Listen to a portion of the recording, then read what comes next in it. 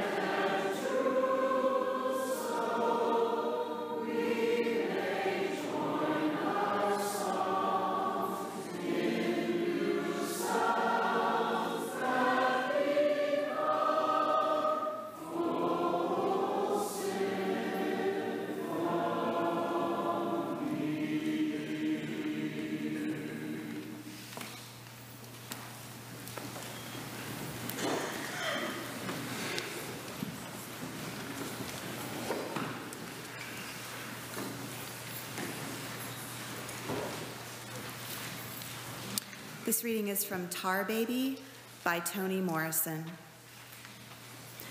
At some point in life, the world's beauty becomes enough. You don't need to photograph, paint, or even remember it. It is enough.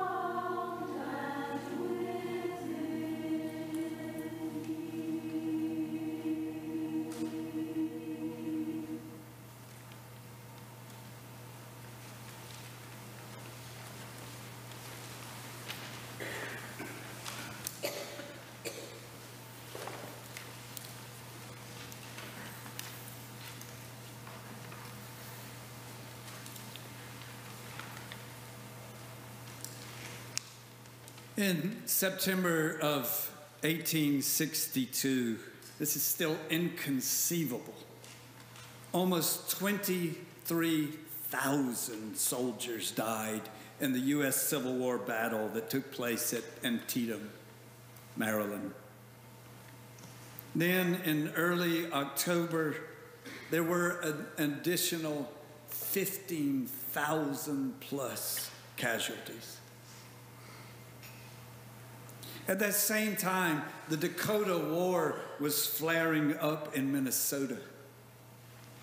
A smallpox epidemic plagued the West, where earlier in the same year, catastrophic floods had ravaged a wide portion of that region.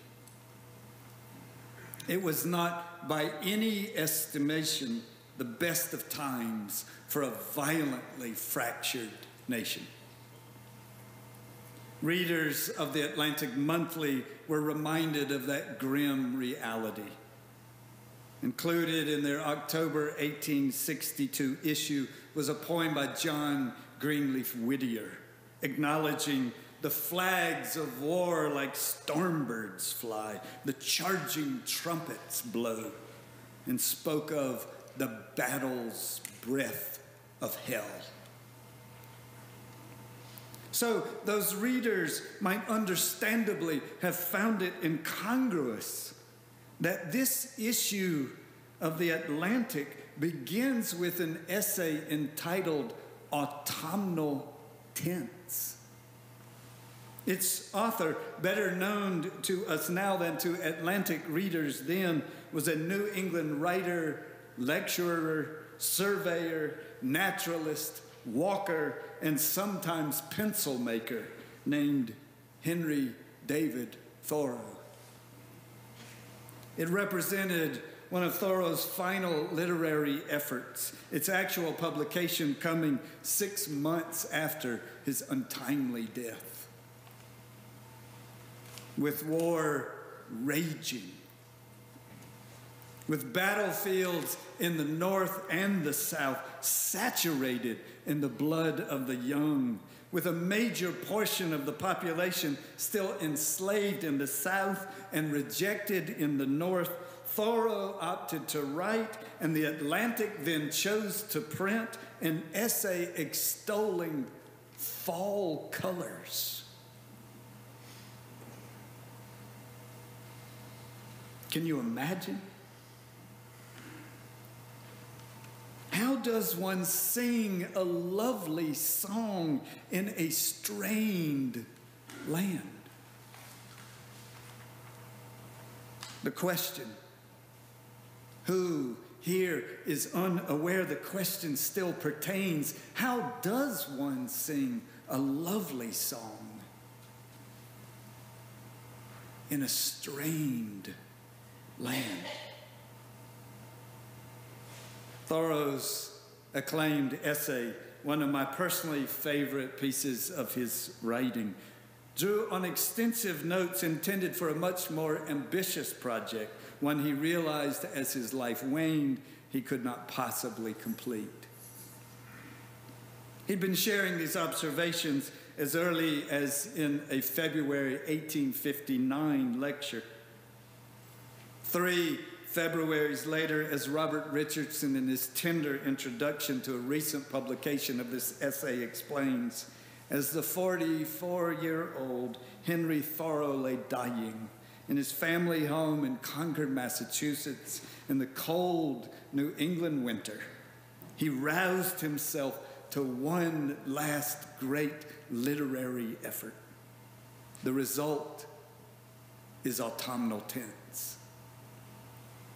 In it, Thoreau takes us on a colorful time-lapse autumnal tour, inviting us on a long, slow, attentive walk through the streets, along forest paths, and down the languid alluvial waterways of his beloved hometown. It begins in late August. The purple grass, he writes, is now at the height of its beauty. Thoreau points out that to the attentive eye, there's a change in the tint even of grass. And the one who notices may be overcome by its beauty. Each humblest plant or weed, as we call it, stands there to express some thought or mood of our own. And so it is, he will say, in varying ways. Beauty, the beauty we take the time to notice, to really notice, breaks down the barrier between the observed and the observer. In seeing, appreciating, beauty gives expression to something deep within each of us. By the 25th of September, Thoreau notes with characteristic exactitude, the red maples generally are beginning to be ripe. He names them with an unmistakable biblical echo, burning bushes. These magnificent trees also communicating something sacred. How beautiful when a whole tree is like one great fruit, full of ripe juices, every leaf from lowest limb to topmost spire, all aglow, especially if you look toward the summit. Thoreau had grown up with the austere restraint of early Unitarianism, a religion he rejected as a young adult. He knows that tradition's suspicion of pleasure and can't resist from time to time chiding those churchgoers in his Massachusetts village.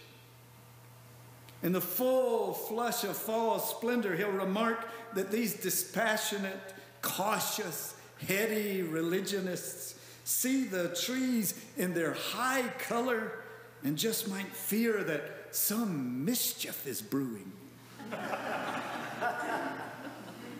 I do not see what the Puritans did at this season, he smirks, when the maples blaze out in scarlet.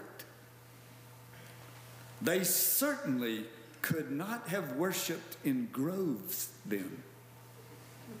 Perhaps that is why they built meeting houses and fenced them round with horse sheds.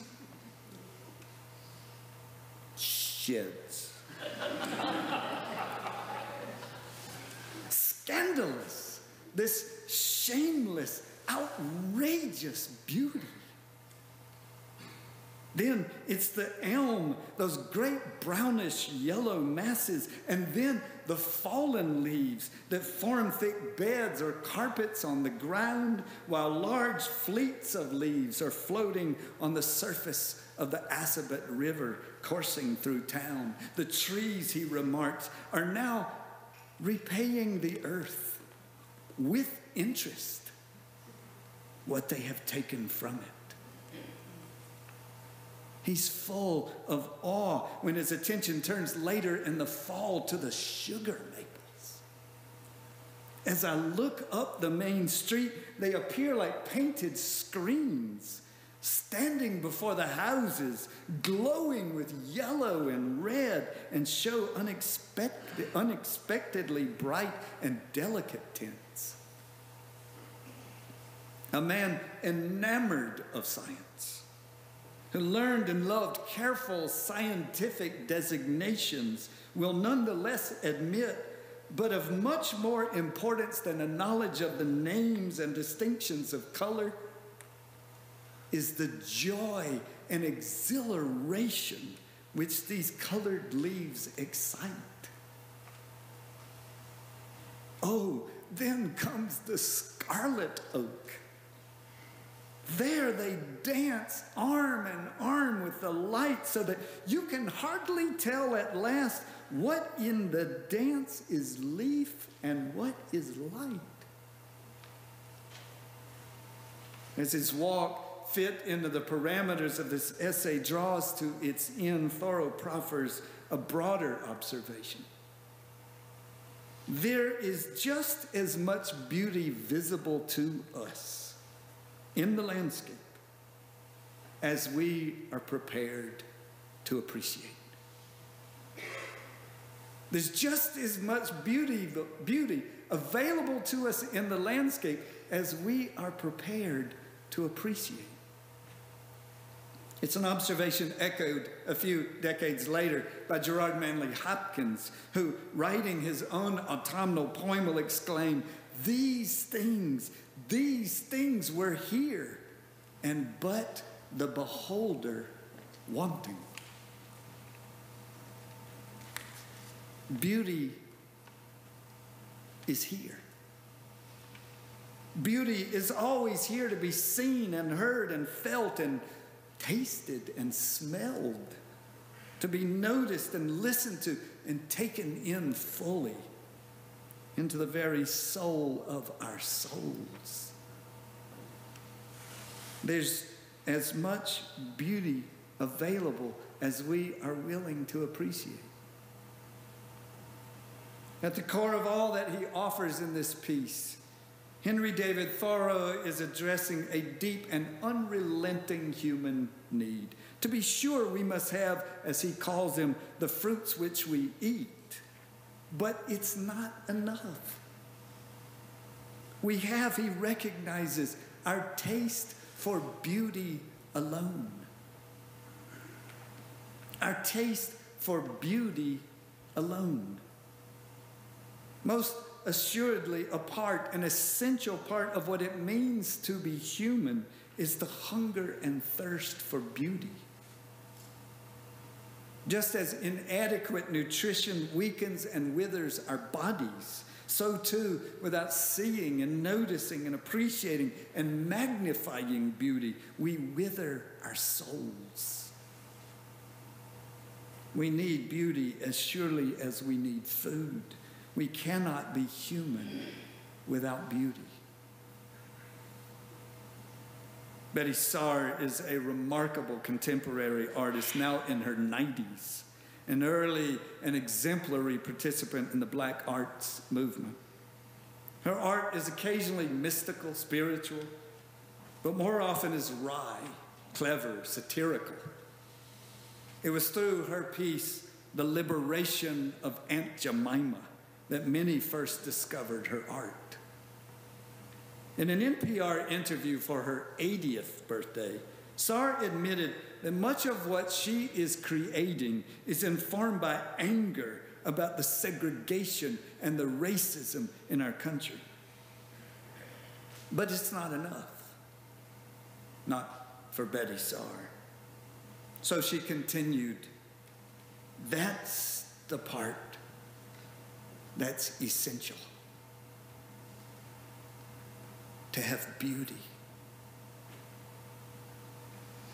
Mystery and beauty, Saar says, remain constant forces behind my creative energy.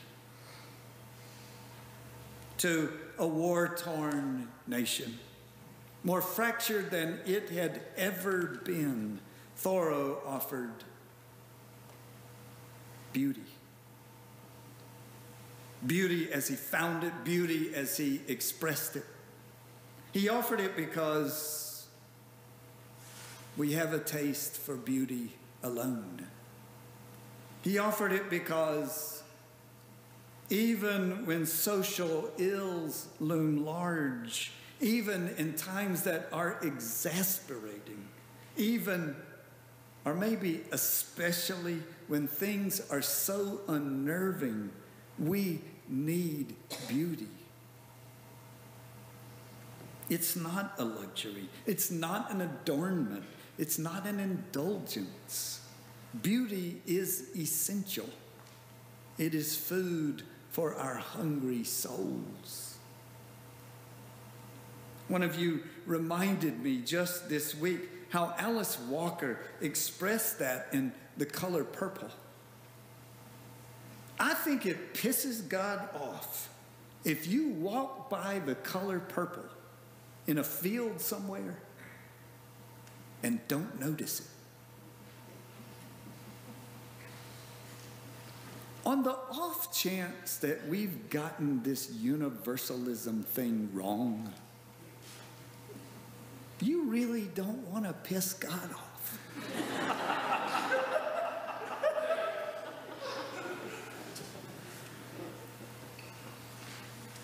During a week when we marked the 100th birthday of the high priest of bebop, North Carolina native Thelonious Monk, I've been listening to Monk every morning. In such unexpected, unorthodox ways, Monk made and makes the world a more beautiful place. Every day, along with breakfast, a little more sustenance for my hungry soul. And you? Where are you noticing and hearing and appreciating beauty these days? Some of you have heard me commend recently a practice of greeting each other, not with a disinterested, "How are you?" but with a fully interested, "Where are you finding beauty these days?" To be sure, we are here. We exist as a spiritual community to stare unflinchingly into the face of the worst we humans do to one another.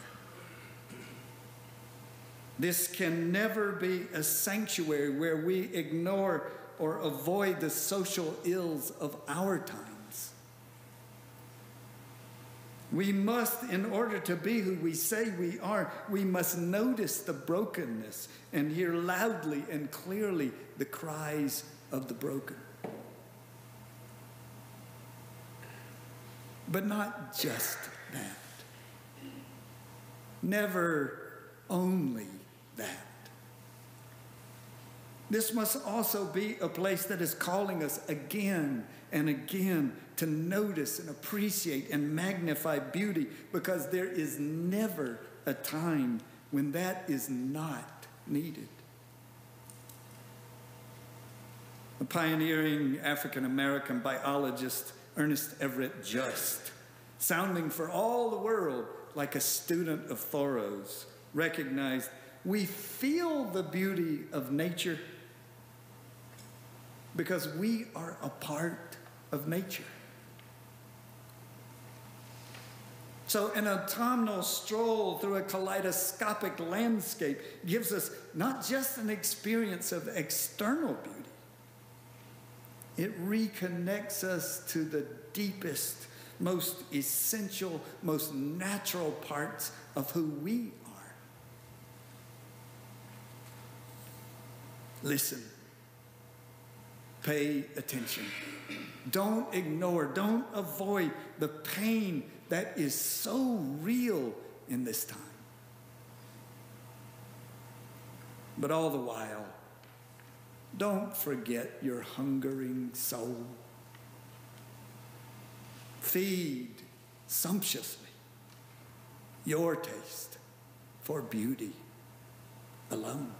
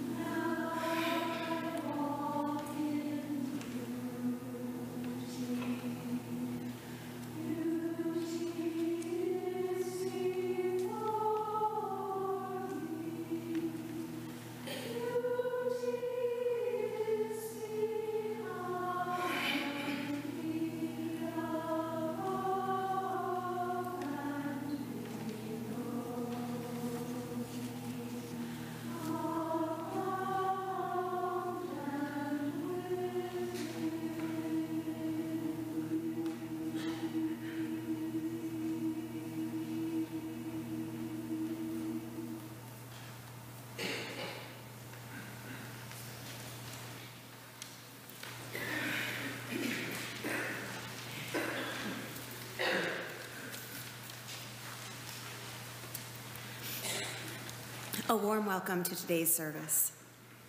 My name is Melissa Jackson, and I've been a member here for about 13 years. I'm going to reflect briefly on the role that beauty plays in my life. This time of year, and this month in particular, a deep sadness sneaks up on me because it was in October several years ago when an excruciatingly painful process of divorce began between my ex-husband and I. Then a couple years after that, my mom entered hospice and died a few days after Christmas. Maybe some of you have a hard time of year as well. When the pain, loneliness, and dread set in, I literally have to look up, get out of my head, and notice and appreciate that there's so much beauty around me. Right now, my New England asters are blooming in big lavender groups, each with a lemon yellow center. And I've really appreciated the few monarch butterflies I've seen in migration the past couple weeks, especially the one that seemed to be meandering lazily around the turf soccer field that my daughter plays on. Once or twice a year during migration, one of the most beautiful creatures on the planet visits my backyard. I usually hear their high, clear whistles before I see them near the tops of the branches. Then I rush to get my binoculars because I don't want to miss a single detail. It's a songbird with a crest and a sleek black mask that sharply contrasts to the color of its body, which is a silky, creamy brown color, like the color of coffee with cream stirred in. The tip of its tail is a bright yellow, and if that's not enough, there's a flash of red near the wingtips. The most striking thing about the cedar waxwing to me is how smooth it appears. They are exquisite. I feel so lucky every time I get to see them. I'm currently working with a beautiful group of children at Park Road Montessori School. Their skin colors range from cocoa to creamy with many tints in between. It's a beautiful thing. Here at church, I work with junior high youth in the OWL program. OWL stands for Our Whole Lives. It's a sexuality education program. When we discuss things like bullying based on gender identity, The compassion expressed by the youth of this church is truly beautiful. We're honored to have guests with us today. Our members would like to greet you following the service. So if you're visiting, please raise your hand and keep it up.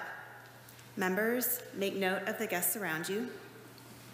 And after service, invite them to join you for coffee and conversation in Freeman Hall.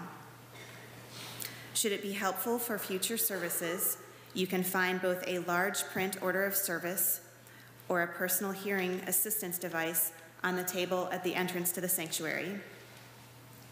If you'd like to learn more about us, please fill out a yellow card. You'll find them along with offering envelopes on clipboards at the end of each aisle. Please begin passing those clipboards down the rows now. Members with a life event to share can indicate that on the reverse side of the card. Put your completed yellow cards in the offering basket when they are passed later in the service. Some returning visitors may be interested in hearing about how to become a member. If so, talk with our membership coordinator, Kelly Green. She's in the back waving her hand. And you'll find her contact information on the back of your order of service. Again, to each of you, a very warm welcome.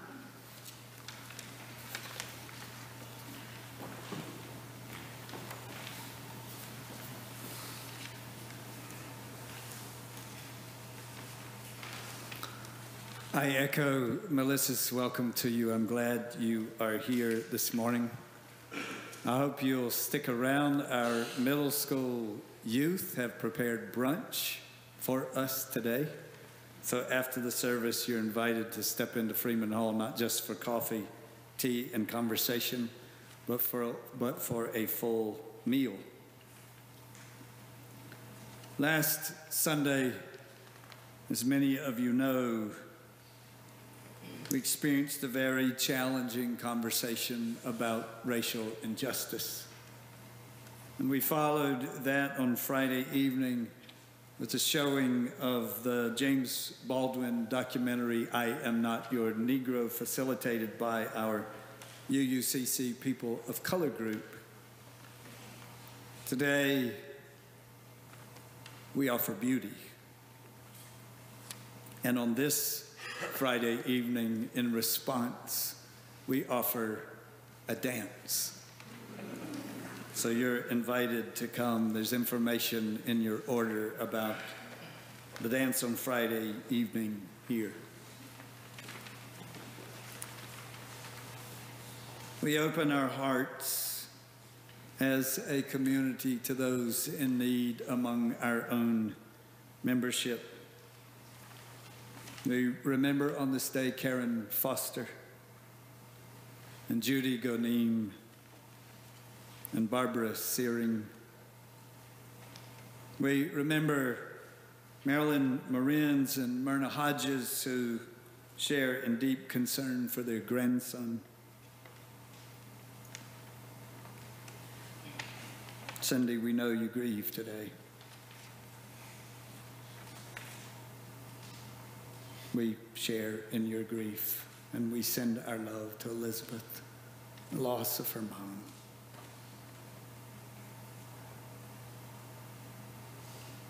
Over 14 years ago, before I came here, I had the immense good fortune of being the minister of a wonderful, energetic group of people at the Unitarian Universalist congregation in the Napa Valley.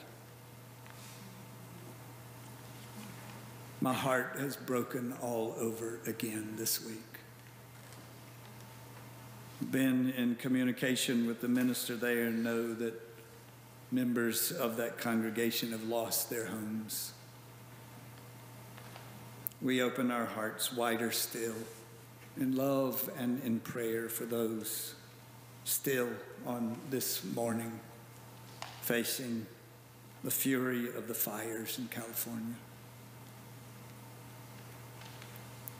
We remember in our prayers the people of Puerto Rico, both in their immense need and in the fact that they are having to endure such insults at a time of such need. We remember the people of Somalia completely torn apart by violent act after violent act, and we grieve with those who grieve an immense loss on this day. There are candles before you on stands. Later in the service and the playing of the offertory, you're invited to come forward and light a candle of celebration, of remembrance, of concern. We ask, please, that you hold the silence in the room during that time.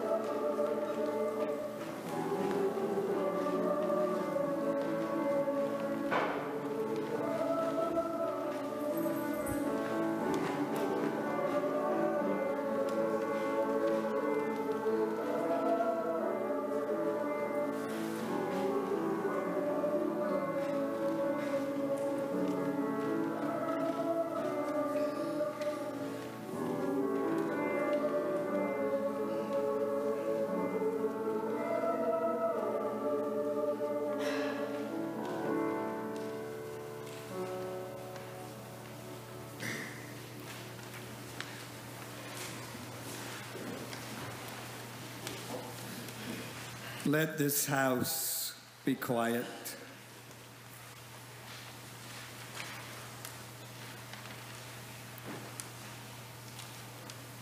Let our minds be quiet.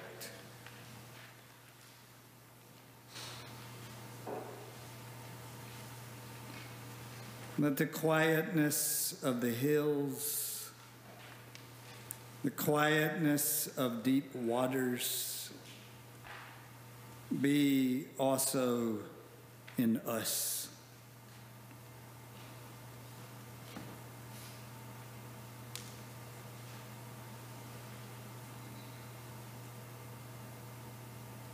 So quiet that the noise of passing events and present anxieties, of random recollections and wandering thoughts is stilled.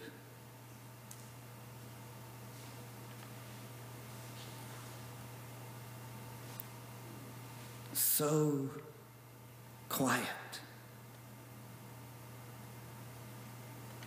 that the marvelous stillness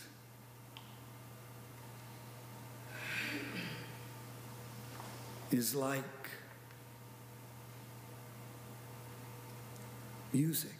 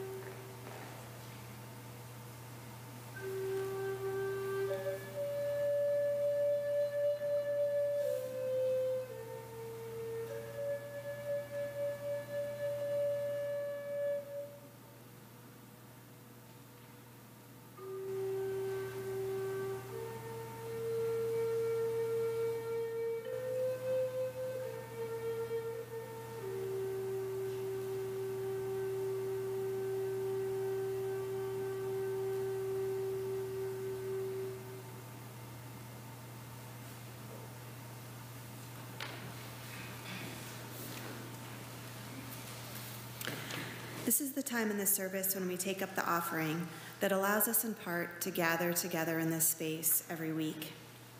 Wouldn't it be a beautiful sight if the baskets were overflowing with mounds of cash?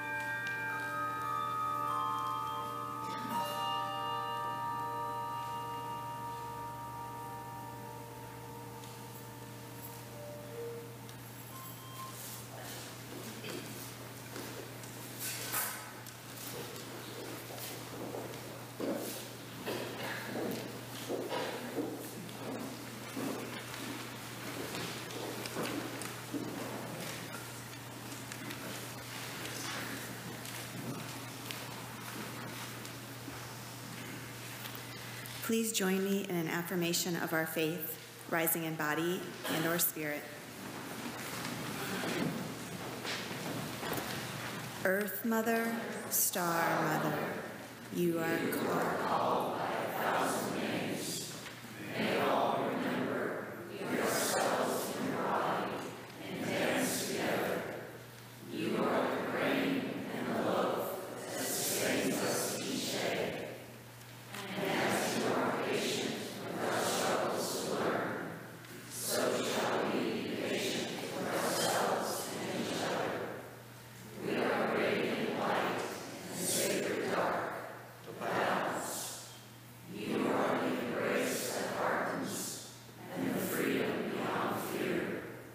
Within you we are born, we grow, live, and die. You bring us around the circle to rebirth. Within us you dance forever.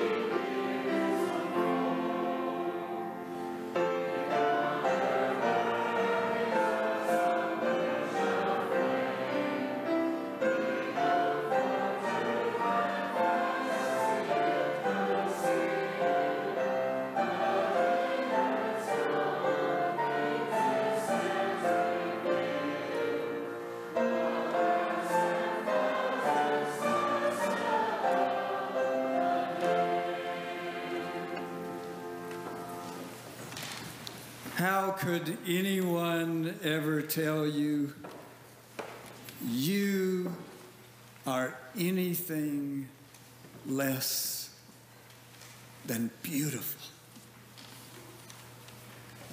Please be seated.